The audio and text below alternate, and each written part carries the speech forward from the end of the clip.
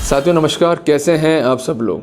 मज़ामा केम छो कसा आहेस। आप सबको जय श्री राम, जय बालाजी की, जय खाटू श्याम जी की।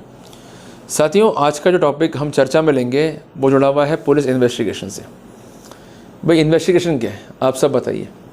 इन्वेस्टिगेशन बेसिकली है कलेक्शन ऑफ फैक्ट्स, क्लियर है, जिसके आधार पर पुलिस ये तय करती है कि आपको चार्जशीट किया जाए या आपके विरुद्ध जो है क्लोजर रिपोर्ट जो है दाखिल की जाए।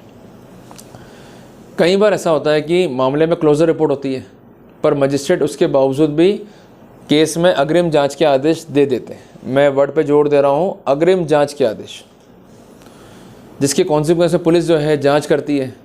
पर वो जांच कैसे करती है कि जैसे वो मामले का पुनः अनुसंधान कर रही हो। अल्टीमेटली पुनः आपको तलब करती है, आपके जो संबंधित व्यक्ति हैं उन्हें तलब करती है, सबको जो है हैरेस किया जाता है और अल्टीमेटली आपको भययुक्त किया जाता है कि अगर आपने राजीनामा नहीं करा या इस मैटर में आपने सही बातें नहीं बताई तो आपको जो है परिणाम भुगतने पड़ेंगे। एक तरफ से पुलिस जो है क्लोजर दे रही है, वहीं दूसरी ओर जब मजिस्ट्रेट जांच के आदेश दे रहा है, खासकर अग्रिम जांच के, तो पुलिस जो है हमें तंग कर रही है, परेशान कर रही है, हैरेस कर रही है। तो कुल मिला के जो कुछ भी कानूनी बिंदु हैं इस पर्सपेक्टिव में इसको समझना होगा, तभी हम सही निष्कर्ष पर जो है पहुँच पाएंगे और अपने राइट्स को जो है प्रोटेक्ट कर पाएंगे।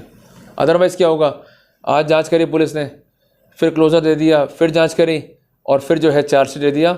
इसी उधेड़ बुन में जो है हम फंस जाएंगे, अल्टीमेटली अपने राइट्स को हम सिक्योर नहीं कर पाएंगे। साथियों जैसे कि मैंने आपसे कहा है कि इन्वेस्टिगेशन बेसिकली है कलेक्शन ऑफ फैक्ट और ऐसे इंस्टेंस को कलेक्ट करना जिसके आधार पर व्यक्ति का लॉफुल प्रोसिक्यूशन किया जा सकता हो। पुलिस किसी भी रूप में इंटरप्रिटेशन फैक्ट का नहीं कर सकती है। पुलिस किसी भी रूप में जज के रूप में किसी भी फैक्ट्स का इंटरप्रिटेशन या उसका क्लोज़र नहीं कर सकती है। पुलिस का काम है सिर्फ फैक्ट्स को कलेक्ट करना, अपनी रिपोर्ट तैयार करना और उन फैक्ट्स के ऊपर कोई मामला बनता है या नहीं बनता है, कार्रवाई चलानी है नहीं चलानी है, ये सिर्फ और सिर्फ क्षेत्राधिकार है संबंधित मजिस्ट्रेट का। जिस कारण अनेकों जजमेंट में ये कहा गया कि police can not step into the shoes of जज। क्लियर है बात ये, उनकी एक लिमिटेशन है, उसी लिमिटेशन में उनको जो है काम करना है। क्लियर हो गया ना आपको। अब साथियों क्लोजर रिपोर्ट जो है पुलिस का आ गया और कोर्ट ने जो है ऑर्डर दे दिए अग्रिम जांच के, तो दिमाग में कई चीज़ें रहती है कि भाई अब तो गिरफ्तार हो ही जाएंगे, अब तो बचे नहीं पाएंगे। और कई बार ऐसा भी होता है कि विशेषज्ञ पॉइंट के ऊपर भी कोर्ट जो है अग्रिम जांच के आदेश दे देता है, तो वहाँ पर क्या करें। अब साथियों यहाँ पर अपने को जो है कंसेप्चुअली क्लियर होना पड़ेगा। भाई इंसेप्शन पे इन्वेस्टिगेशन स्टार्ट हुआ। इन्वेस्टिगेशन का पैरामीटर क्या था कि कंसर्न जो परिवादी वो पुलिस के पास में गया और पुलिस ने जो है मामला दर्ज कर लिया और जाँच शुरू कर दी। कई बार ऐसा भी होता है कि पुलिस जो है मामला दर्ज नहीं करती है तो व्यक्ति एसपी का आदेश प्राप्त करता है, और कई बार ऐसा भी होता है कि एसपी भी इंटरवेन नहीं करता तो कोर्ट का आदेश जो परिवादी है वो प्राप्त करता है और पुलिस जो है उस आदेश के तहत जो है जांच कार्रवाई संपन्न करती है। और जांच कार्रवाई का बेसिस क्या है, इंसेप्शन क्या है कि there must be a FIR. उसके बाद संबंधित घटनाक्रम के बारे में जो है जाँच शुरू होगी और उसके आधार पर जो है निष्कर्ष को ड्रॉ किया जाएगा। क्लियर है। अब किसी मामले में मान लीजिए क्लोजर रिपोर्ट आ गई, तो उसका अभिप्राय क्या है कि पुलिस जो है आपको मुलजिम नहीं मानती है और आपके विरुद्ध कोई भी साक्ष्य नहीं है रिकॉर्ड पे जिसके आधार पर आपको मुलजिम मान सके। साथियों बेसिक लॉ क्या है या बेसिक पोजीशन क्या है, every accused shall be deemed to be innocent unless proven guilty. जब जांच चल रही थी तब भी आप इनोसेंट थे, जब जांच कार्रवाई पूरी हो गई तब भी आप इनोसेंट है, पर इस बार इनोसेंसी का लेवल बढ़ गया और ये स्टैंडर्ड जो है अब डबल हो गया। क्लियर है बात ये। तो मेरा कहना यह है कि जब मामले में क्लोजर रिपोर्ट है, कोई मामला नहीं बन रहा है और कोर्ट के आदेश से पुलिस जो है जांच कर रही है, तो उस कंडीशन में क्या होगा ये अपन अब समझते हैं। साथियों जांच के जो पैरामीटर थे वो अपन समझ लिए। अब अग्रिम जांच के पैरामीटर्स क्या हैं उसको अपन समझते हैं। अग्रिम जांच के दो पैरामीटर हैं, या तो हो री इन्वेस्टिगेशन कि पुनः जाँच करो, वापस से जो है जाँच करो, और दूसरा है फर्दर इन्वेस्टिगेशन कि जाँच जो है ठीक है पर ये कुछ बिंदु है इस पर जाँच करो। क्लियर हो गया आपको। री इन्वेस्टिगेशन का ऑर्डर केवल सुप्रीम कोर्ट या हाई कोर्ट ही दे सकती है, ट्रायल कोर्ट नहीं दे सकता है। ये इंपॉर्टेंट पॉइंट है, इसको नोट डाउन कर लीजिए। और जो फर्दर इन्वेस्टिगेशन का ऑर्डर है ये मजिस्ट्रेट दे सकता है। बट फर्दर इन्वेस्टिगेशन का जो प्रोटोकॉल है, जिस कॉन्टेक्स्ट में सेक्शन 173 सब क्लॉज 8 सीआरपीसी को पढ़ना होगा in comparison to section 202 of CrPC, जो कि ये स्पष्ट करता है कि फर्दर इन्वेस्टिगेशन का आदेश केवल मजिस्ट्रेट की आज्ञा से हो सकता है। अगर मजिस्ट्रेट की आज्ञा नहीं है तो फर्दर इन्वेस्टिगेशन नहीं हो सकता है। हालांकि पॉइंट ये भी है कि 173 सब क्लॉज 8 सीआरपीसी के तहत अगर पुलिस जांच कर रही है या किसी भी रूप में सप्लीमेंट्री चार्जशीट को विदहोल्ड किया गया है तो ऐसे सिनेरियो में अग्रिम जांच के लिए मजिस्ट्रेट की परमिशन नहीं चाहिए। पर अमूमन ये देखा गया है कि अगर किसी मामले में क्लोजर है और पुलिस को जो है अग्रिम जांच करनी है तो उस कंडीशन में सेक्शन 173 सब क्लॉज 8 सीआरपीसी की लाइट में मजिस्ट्रेट का जो है परमिशन चाहिए। क्लियर है? तो पॉइंट्स दोनों तरफ के हैं, बट डिफरेंशिएट कैसे करेंगे कि जहाँ पर चार्जशीट है कुछ आरोपियों के विरुद्ध और कुछ आरोपियों के विरुद्ध जो है जांच पेंडिंग है, तब भी सप्लीमेंट्री चार्जशीट आएगा पर वहाँ परमिशन नहीं चाहिए। बट ऐसे मामले जो पुलिस ने क्लोज कर दिए हैं, क्लोजर रिपोर्ट जो है फाइल कर दिया है और वहाँ पर मजिस्ट्रेट जो है आज्ञा दे रहा है फर्दर जांच की या अग्रिम जांच की, तो ऐसे सिनेरियो में मजिस्ट्रेट के आदेश से ही इस तरह की जांच कार्रवाई जो है परमिसेबल हो पाएगी। क्लियर हो गया हमको? कोई दिक्कत नहीं। तो साथियों, पहले बात यह है कि फर्दर अगर जांच हो रही है आफ्टर क्लोजर रिपोर्ट तो वहाँ गिरफ्तारी नहीं होगी, जिसके लिए जो प्रोटोकॉल है 202 सीआरपीसी का हमें साथ ही पढ़ना पड़ेगा। दूसरी बात है कि जो बिंदु बना के दिए मजिस्ट्रेट ने, केवल उसी बिंदु की हद तक आपको जाँच करनी है। जाँच रिपोर्ट जो है सौंपनी है मजिस्ट्रेट को, फिर मजिस्ट्रेट जाने कि प्रसंज्ञान लेना है या कंसेंट कार्रवाई को जो है ड्रॉप करना है या खारिज करना है। तीसरी बात आप समझ लीजिए कि जब भी इन्वेस्टिगेशन होगा या फर्दर इन्वेस्टिगेशन होगा, दोनों के पैरामीटर बिल्कुल एक जैसे हैं।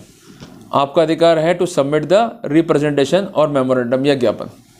अगर पुलिस जांच नहीं कर रही है, आप पर नाजायज़ दबाव बना रही है, आपको हैरेस कर रही है, और कई बार इस बात की पॉसिबिलिटी है कि पुलिस जो है आपसे रिश्वत की याचना भी कर ले स्वयं या किसी अन्य व्यक्ति के द्वारा, तो ऐसे सिनेरियो में आप एंटी करप्शन ब्यूरो या सीबीआई में जो है कार्रवाई कर सकते हैं।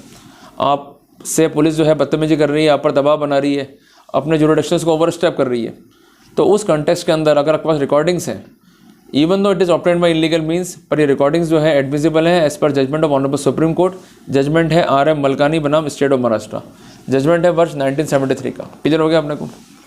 तीसरी बात है कि इसके अलावा जो गलत रूप से कार्रवाई कर रही है पुलिस या आप पर नाजायज़ जो है दबाव डाल रही है, तो उस कॉन्टेक्स्ट में आप CCS रूल्स में जो है कार्रवाई भी कर सकते हैं, और जो कंसर्न पुलिस है उसके विरुद्ध सक्षम मजिस्ट्रेट के समक्ष जो है परिवाद भी पेश कर सकते हैं। और एक बात जो है ध्यान रखिएगा कि अभी एक रिसेंट जजमेंट आया है ऑनरेबल सुप्रीम कोर्ट का, जो ये कहता है कि अगर पुलिस वाले अपने ऑफिशियल ड्यूटीज़ के कॉन्सिक्वेंसेस में अपना ऑफिशियल एक्ट कर रहे हैं और ऑफिशियल एक्ट अगर उन्होंने करा है और अल्टीमेटली उससे आपको कुछ नुकसान हुआ है और अगर आप काउंटर में कार्रवाइयाँ करते हैं, तो वहाँ पर सैंक्शन चाहिए सेक्शन 197 सीआरपीसी की। पर उसी कानून में सुप्रीम कोर्ट ने डिफरेंशिएट भी कर दिया कि अगर एक्ट पूर्णतः इलीगल है, एक्ट ऐसा है जिससे आपको रियल परजुरी हो रही है, तो वहाँ पर सैंक्शन नहीं चाहिए। बट एक्ट ऐसा है कि जहाँ पर ऑफिशियल एक्ट जो है असाइनिंग में है, ऑफिशियल ड्यूटी से इसका नेक्सेस है और इन्वेस्टिगेशन के दौरान ये एक्ट है, और कंसर्न एक्ट को करते समय जो भी जस्टिफिकेशंस थे वो आपके पास में है, तो ऐसे सिनेरियो में सैंक्शन की जो है रिक्वायरमेंट रहेगी। उदाहरण के लिए पुलिस अगर पैसे मांग लिए तो it is not a official act और इसका कोई संबंध जो है ऑफिशियल ड्यूटी से नहीं है, तो वहाँ पर सैंक्शन की रिक्वायरमेंट नहीं है। बट अगर इसके बावजूद ये आरोप है कि भाई पुलिस ने मारपीट कर ली या पुलिस ने अपनी पावर्स को ओवर स्टेप कर लिया या धमका दिया, चूँकि इन्वेस्टिगेशन के दौरान जो है ये एक्ट बताए गए हैं, इन्वेस्टिगेशन जो है पेंडिंग है, तो ऐसे सिनेरियो में ऑफिशियल एक्ट का ऑफिशियल ड्यूटी से नेक्सेस है, तो वहाँ पर सैंक्शन रिक्वायरमेंट रहेगी और वहाँ पर सेक्शन 197 सीआरपीसी इंपॉर्टेंट रहेगा। तो ये इंपॉर्टेंट चीज़ें, इसको आप ध्यान में रखो।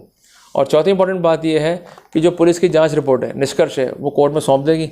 उसके बाद मजिस्ट्रेट प्रसंज्ञान लेता है तो उसको आप चैलेंज कर सकते हो। क्लियर है बात है? प्रसंज्ञान अगर वो नहीं ले रहा है, उसको ड्रॉप कर रहा है, then again we are having a very good sign. But आगे बढ़ करके एंटिसिपेटली लेना या प्रोसीडिंग को चैलेंज करना, वो अपने आप में गलत है। अगर पुलिस जांच कर रही है, लेट्स वेट, उनको अपना निष्कर्ष सौंपना दो, फिर उसके बाद क्या कार्रवाई होती है वो मजिस्ट्रेट और आपके बीच की बात है। पर कई बार ऐसा देखा गया है प्रैक्टिकली कि सेक्शन 173 सब क्लॉज 8 सीआरपीसी में ये आरोपी को तंग करते हैं, बुलाते हैं, परेशान करते हैं, कई बार गिरफ्तार तक कर लेते हैं। उस कॉन्टेक्स्ट में एक बात ध्यान रखिएगा कि अगर पनिशमेंट अप टू 7 ईयर है, तो जो प्रोटेक्शन आपको प्रोवाइडेड था फॉर इन्वेस्टिगेशन, वही प्रोटेक्शन जो है आपको मिलेगा फॉर फर्दर इन्वेस्टिगेशन। मीन्स गिरफ्तारी से पहले 41A सीआरपीसी की अक्षरशः पालना सुनिश्चित करनी पड़ेगी, जो कि वर्तमान में हो गया धारा 35 सब क्लॉज 3 BNSS। अगर पालना सुनिश्चित नहीं कर रहे हैं तो वहाँ रेमेडी एंटिसिपेटरी की। तो मैं आपको ये बात कन्वे करना चाहता हूँ कि कानून में पोजीशंस बहुत सारी हैं, रेमेडीज़ भी अवेलेबल हैं, बट क्या रेमेडी अप्रोप्रिएट है ये डिपेंड करता है हर केस के फैक्ट्स पे और सर्कमस्टेंसेस पे। तो जब भी इस तरह की प्रॉब्लम्स आ रही है ना, तो आप सबसे पहले मोड को असाइन करें कि किस तरह का मोड जो है काम में लिया है मजिस्ट्रेट ने जांच कार्रवाई के लिए। क्या उससे रीइन्वेस्टिगेशन का ऑर्डर किया या फर्दर इन्वेस्टिगेशन का ऑर्डर किया? अगर रीइन्वेस्टिगेशन का ऑर्डर है तो पूर्णतः गैर कानूनी है, चैलेंज तुरंत कर दो। फर्दर इन्वेस्टिगेशन का ऑर्डर है, पॉइंट बना के दिए हैं, तो क्या वो ऑर्डर रीजन है या नहीं है, इसको आप देखो और चैलेंज करो। या को बार बार मैं इसलिए कह रहा हूँ कि जब तक आप चुप्पी साध लोगे, कुछ बोलोगे नहीं, आपका दुरुपयोग होगा, तो अल्टीमेटली आप ही परेशान होगे, किसी का कुछ भी नहीं जाएगा। तो इसलिए हर एक पॉइंट पे जो है हमें अलर्ट रहना है, और जब जब भी एडवर्स कार्रवाइयाँ हो रही हैं हमें हमारे सबमिशंस के लिए रेडी रहना है। तो सबसे पहला सबमिशन मैंने आपको जो बताया है इस कॉन्टेस्ट के अंदर कि आप अपना रिप्लाई, अपना ज्ञापन, अपना मेमोरेंडम जो है सौंप सकते हैं। दूसरी बात है कि पुलिस अगर आपको लाभ नहीं दे रही है 41A CRPC का जो मैंने बताया भी आपको, तो वहाँ पर हम एंटिसिपेटरी या क्वेश्चन में जाएँ या इम्पीन ऑर्डर को जो है चैलेंज करें, इसके कॉन्सिक्वेंस में जो है फर्दर इन्वेस्टिगेशन हो रहा है। तीसरी इंपॉर्टेंट बात है कि जो कुछ भी रेमेडी अवेलेबल है कानून में, उसको जो है ध्यान में रखें। अगर नाजायज़ रूप से या गलत तरीके से पुलिस जो है कार्रवाई कर रही है, आपको हैरेस कर रही है, तो वहाँ पर भी लोक सेवक द्वारा आपको इंजरी पहुँचाने के लिए भी आप परिवाद दाखिल कर सकते हैं। बट एक बात ध्यान रखिएगा कि जब भी परिवाद दाखिल कर रहे हैं तो ऐसा ना लगे कि आपने काउंटर में कार्रवाई करी है या सिर्फ और सिर्फ आपने बदले की नीयत से कार्रवाई करी है।